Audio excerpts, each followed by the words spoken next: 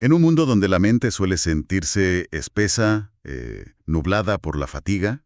Y con el cuello que parece una piedra de la tensión, claro. Exacto. Y para eso, bueno, solemos buscar soluciones súper complejas.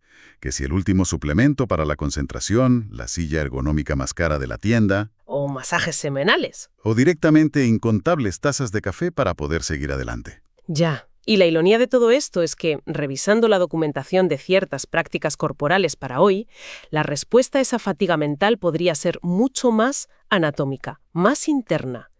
Y sorprendentemente no requiere comprar nada. Vale, vamos a desgranar esto porque el tema de hoy me parece brutal. Lo es, desde luego.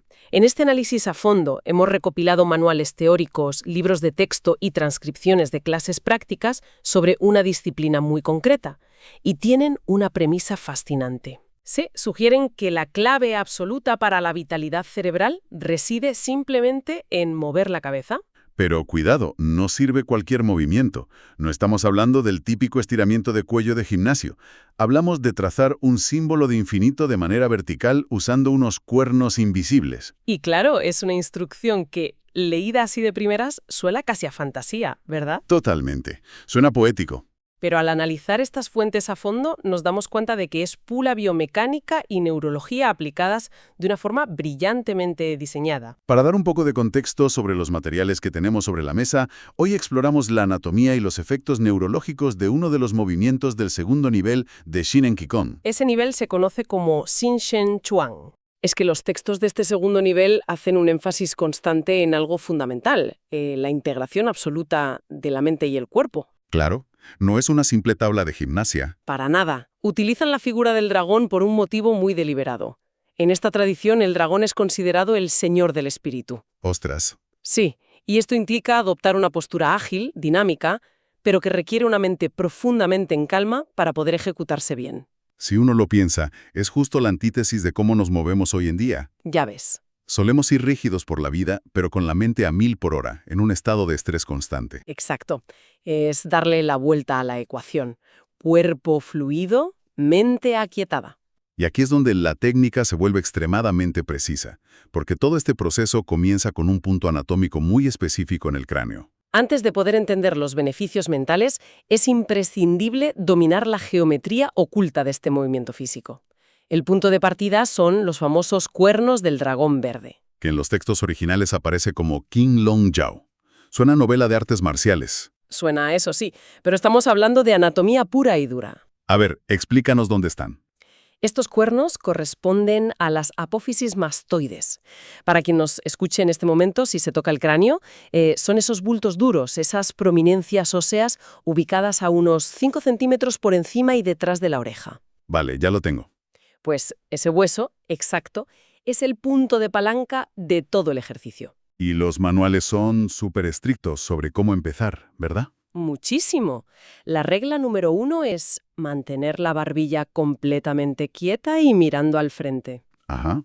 A partir de ahí, se inclina la cabeza hacia la izquierda. Y al leer esto en las fuentes, yo me imaginé simplemente torciendo el cuello hacia la izquierda, sin más. Y ese es el error clásico. Los textos advierten explícitamente sobre eso. Insisten en que hay que relajar el hombro y las costillas de ese mismo lado izquierdo. Como dejarlos caer, ¿no? Eso es. Bajan ligeramente, intentando que la oreja busque el hombro, pero sin tirar del cuello. Es relajar la estructura. Ah, vale. Y una vez ahí, viene el detalle clave. Se debe empujar ese cuerno izquierdo, esa apófisis mastoides, hacia arriba y hacia afuera. Y esto se repite 18 veces por cada lado, según dicen. Exactamente. Pero fíjate que las fuentes advierten de no convertir esto en un simple balanceo de izquierda a derecha. No es decir no con la cabeza, ni estirar el cuello por una tortícolis. Es que la instrucción exige trazar un símbolo de infinito, un 8. Pero hay un detalle brutal en los manuales que marca toda la diferencia. Sí. No es un infinito plano. No es el típico 8 horizontal que dibujamos en un papel. Es un símbolo de infinito completamente vertical. Lo cual cambia por completo la mecánica de las cervicales. Un 8 horizontal el cuello lo hace rotando, pero un 8 vertical requiere inclinar, rotar un poco y sobre todo elevar continuamente. Vale, pues aquí me planto. Porque al leer esto, a mí me surgió una duda tremendamente lógica. O sea, una imposibilidad biomecánica casi. A ver, cuéntame. Si intento mover este hueso específico detrás de la oreja, dibujando un 8 vertical hacia arriba y hacia abajo, mi barbilla inevitablemente se mueve de lado a lado. Claro. Aparezco un muñeco descontrolado, de esos de muelle. Si la instrucción principal es mantener la barbilla mirando al frente, ¿cómo es humanamente posible mover la parte de atrás de la cabeza en un 8 vertical sin que la cara se vaya hacia los lados? Lo fascinante aquí es que los propios manuales anticipan esa frustración exacta. Reconocen que parece imposible. Menos mal, ya pensaba que era yo el único torpe. Para nada. De hecho, al principio se permite usar las manos para empujar físicamente el cuerno hacia arriba y aislar el movimiento. Una especie de trampa temporal. Sí, para educar al cuerpo. Pero la clave no está en usar la fuerza del cuello. Si usas los músculos del cuello, tiras de la mandíbula y la barbilla se mueve. Claro, tiene sentido. El secreto está en relajar los hombros y las costillas. Es el torso entero el que acompaña la inclinación geométrica de la cabeza, no el cuello trabajando solo. Es decir, si relajas las costillas izquierdas, toda esa zona cede. Le da espacio a la cabeza para trazar la curva de ese 8 vertical sin comprimir las cervicales. Exactamente. La estructura inferior relajándose es el verdadero motor. Y cuando consigues que la cabeza trace este infinito vertical de forma fluida, el movimiento no se queda aislado en el cráneo. Se genera una especie de efecto dominó hacia abajo, ¿verdad? Sí, impresionante. Una vez que la cabeza hace este infinito, arrastra a toda la columna vertebral. Ostras. Baja por las dorsales, las lumbares e incluso llega a las piernas. Se convierte en un movimiento serpenteante de izquierda a derecha por todo el cuerpo. Pero hay un requisito innegociable en los textos para que esta columna serpenteante funcione. La elevación. Eso es, la clave mecánica que llaman el ascenso, o la elevación. Si la intención no empuja hacia arriba al trazar el movimiento, la columna simplemente no puede doblarse ni girar correctamente. Si conectamos esto con un panorama más amplio, una buena forma de visualizarlo es con una cuerda. Sí, yo lo pensé como una marioneta o un látigo. Si tiras del hilo desde los cuernos con la tensión correcta hacia arriba, toda la cuerda inferior, que sería la columna, ondula de forma natural. Exacto. Pero si la cuerda está suelta, si no hay elevación, el movimiento muere en el cuello. Se queda atascado ahí. Es una analogía perfecta.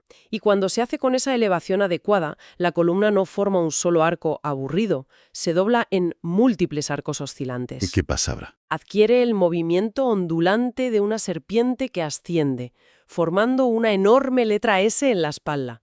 Esto explica por qué el ejercicio es parte del método del cuerpo y la mente. Xin Shen Yuan. Eso es. Un movimiento que empieza en la mente. Esa intención de elevar los cuernos obliga a la estructura ósea más sólida, que es la columna, a volverse completamente fluida. Y aquí es donde se pone realmente interesante la cosa. Pero también me pareció un poco contradictorio al revisar las transcripciones. ¿Por qué? Porque paradójicamente, a medida que uno domina este enorme movimiento serpenteante de todo el cuerpo, las instrucciones te exigen que lo hagas cada vez más pequeño. Sí, es un cambio drástico. Te piden llevar la acción desde el plano físico hacia el interior del cráneo. Los textos detallan que hay niveles de práctica. Se empieza con movimientos muy amplios, claros, pero al reducir el tamaño físico, la experiencia interna se vuelve mucho más suave y la intención se eleva. Se percibe una sensación de balanceo interno. Exacto. Incluso mencionan una transición avanzada. Con la maestría ya ni siquiera se usan los cuernos del dragón verde. Se abandona la atención en las apófisis mastoides. ¿Y qué se usa entonces? Se utiliza el punto Bai Hui. Ah, la coronilla, el punto más alto del cráneo. Sí, se usa la coronilla para trazar el mismo símbolo del infinito vertical. La actividad mental toma el control. El 8 empieza a trazarse de manera imaginaria dentro del cráneo, haciéndose microscópico. Pero a ver, aquí te lanzo una pregunta que seguramente se esté haciendo quien nos escucha. Si reducimos tanto el movimiento físico que casi no se nota desde fuera, ¿no se pierde el efecto en la columna serpenteante del que acabamos de hablar maravillas? Esto plantea una pregunta importante, desde luego.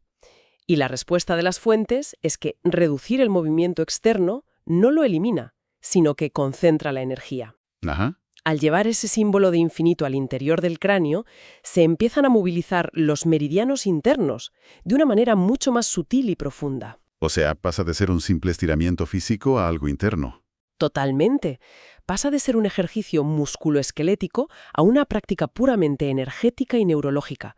El cuerpo sigue ondulando, pero a un nivel micro, casi imperceptible pero muy potente. Y ese premio fisiológico del que hablan los textos es tremendo, porque este movimiento microscópico en el cráneo y esa ondulación sutil de la columna desencadenan una cascada de beneficios masivos. Particularmente en la red nerviosa y en el procesamiento de la energía, ¿sí?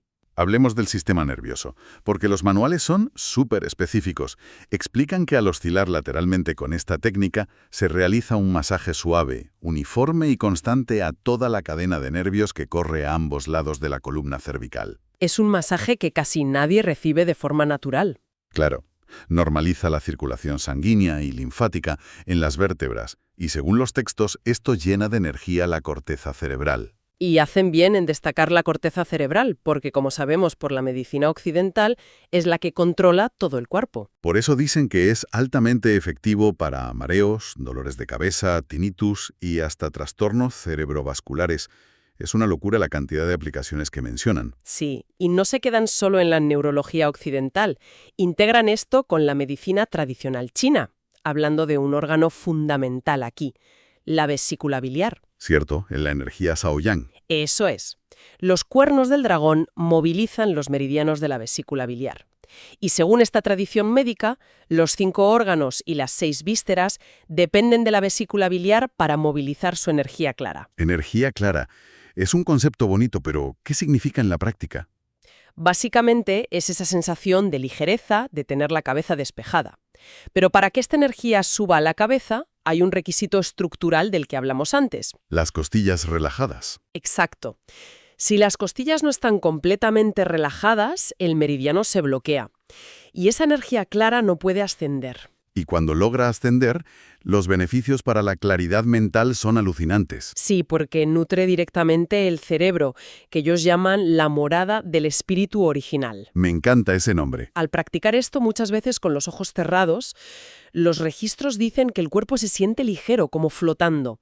Se nota una mejora enorme en la claridad mental y hasta en la visión. Es como disipar esa niebla de la que hablábamos al principio. Y hay un elemento más en todo esto que me pareció la guinda del pastel. La sugestión psicológica. Exactamente. Las fuentes enfatizan usar un mensaje mental muy concreto durante la práctica. Te piden que te digas internamente, cito textualmente, al hacer esto los vasos sanguíneos del cuello se relajan, la energía y la sangre fluyen libremente en la cabeza y la enfermedad desaparece. Y esto no es ningún pensamiento mágico. La ciencia moderna respalda cada vez más cómo esta expectativa y sugestión consciente duplican literalmente los resultados corporales. El cerebro ejecuta la orden si la intención acompaña el movimiento. Entonces, ¿qué significa todo esto?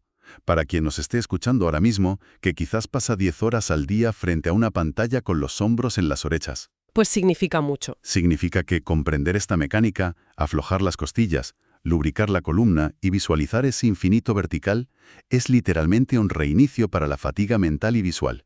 Es una herramienta tremenda. Es recuperar la capacidad del cuerpo de nutrirse a sí mismo usando la mente como guía. Pues si hacemos un pequeño resumen de esta inmersión de hoy, hemos hecho un viaje desde la ubicación precisa de los cuernos del dragón verde detrás de la oreja, Ajá. pasando por ese trazado del infinito vertical que convierte nuestra espalda rígida en una serpiente fluida, Sí, fundamental esa parte. hasta llegar a la internalización de ese movimiento en el cráneo. Todo para bañar el cerebro de energía clara y masajear todo el sistema nervioso central. Es un diseño biomecánico y neurológico fascinante, desde luego. Y a mí todo esto me deja con un pensamiento final bastante provocativo. A ver. El método subraya que añadir una sugestión mental consciente, eso de mi sangre fluye y la enfermedad desaparece, altera dramáticamente la biología de la cabeza para bien. Totalmente. Está documentado. Pues esto nos invita a una reflexión profunda que va más allá de estos manuales. Piensa en esto. Si un movimiento sutil, acompañado de un pensamiento positivo, deliberado, puede irrigar la corteza cerebral y restaurar el sistema nervioso de esta manera, Sí.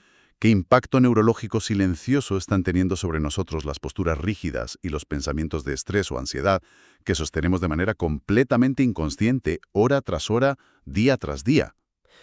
Es una deducción lógica aplastante. Si la relajación consciente sana las células, la tensión inconsciente sostenida tiene que estar enfermando la estructura forzosamente. Es algo para darle 1000 vueltas. Queda ahí la invitación a observar cómo nuestra postura mental moldea nuestra estructura física cotidiana. Y quizás, la próxima vez que nos sintamos atascados, antes de ir a por otro café, lo suyo sea buscar esos cuernos del dragón verde y empezar a dibujar infinitos.